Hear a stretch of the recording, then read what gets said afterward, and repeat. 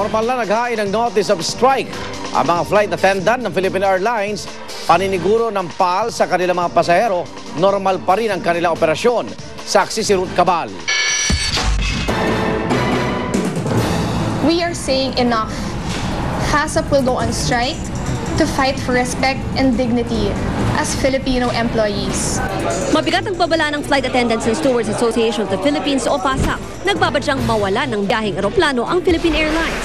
Kasunod yan ang paghahain nila ng notice of strike para sa 1,600 flight attendants ng PAL. Mabilis namang sinuguro ng Philippine Airlines na tuloy ang kanilang operasyon. Sakali raw kasing matuloy ang strike, may nakanda silang standby crew. Bukod pa ito sa mga flight attendants ng sister company na Air Philippines na pwede raw nilang hiramin.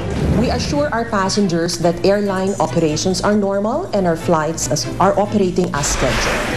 Ang inihain na notice of strike ayon sa FASAP, bunsod daw ng 3 taong kawalang aksyon ng PAL management sa mga reklamo nila. Kasama ang 40-year-old compulsory retirement age para sa mga flight attendant ng PAL. Ang discriminatory daw na maternity policies ng PAL, kasama na ang pregnancy leave without pay. At ang kawalan ng aumento sa sahod ng mga flight attendant ng PAL nitong nakaraang 3 taon, bagay na nakuha raw ng ibang empleyado. Paliwanag ng Philippine Airlines, alinsunod naman daw ito sa 2000 to 2005 Collective Bargaining Agreement na pirmado rin ng mga opisyal ng FASAP. Nag-alok din daw ng aumento ang PAL pero di raw kalakihan dahil na rin sa pagkalugi ng kumpanya na aabot daw sa 15 billion pesos nung nakaraang taon. Ang kanila pang operasyon naapektuhan pa raw ng Quirino hostage-taking. Kasunod na nangyaring Quirino hostage-taking, may ituturing na namang isang dagok sa turismo sa bansa ang napipintong pagsastrike ng mga flight attendant ng Philippine Airlines.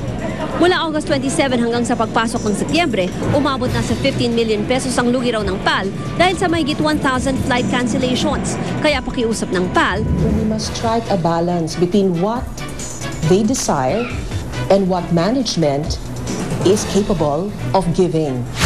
Hirit naman ng FASA, paano naman ang kapakanan ng kanilang mga flight attendant? Sila ang responsable dito sa sitwasyon na ito. If they really care about their employees, the riding public, they should settle the issues. Sa ngayon, may 15 araw pa para mag-usap ang magkabilang panig alinsunod sa prosesong tinakda ng National Conciliation and Mediation Board. At sakaling walang settlement, may 7 araw naman ang Union para pagbotohan kung itutuloy nila ang strike o hindi. Ako, si Ruth Cabal, ang inyong saksi. At sama-sama natin saksihan, Special Action Force nag-demo ng tamang pagtugon sa mga hostage situation. Maria Venus Ross hinagot ang isyong isa siya sa pinaghihinalaang nanabotahe sa national costume ni Miss Australia. At alamin ng mga nangungunang reklamo ng mga gumagamit ng cellphone. Balita ang hatid na nag-isang liga ng katotohanan. Sama-sama nating pagiging saksi. Hangad ng saksi at Nescafe Decaf ang walang kinikilingang pagbabalita para sa sambayan.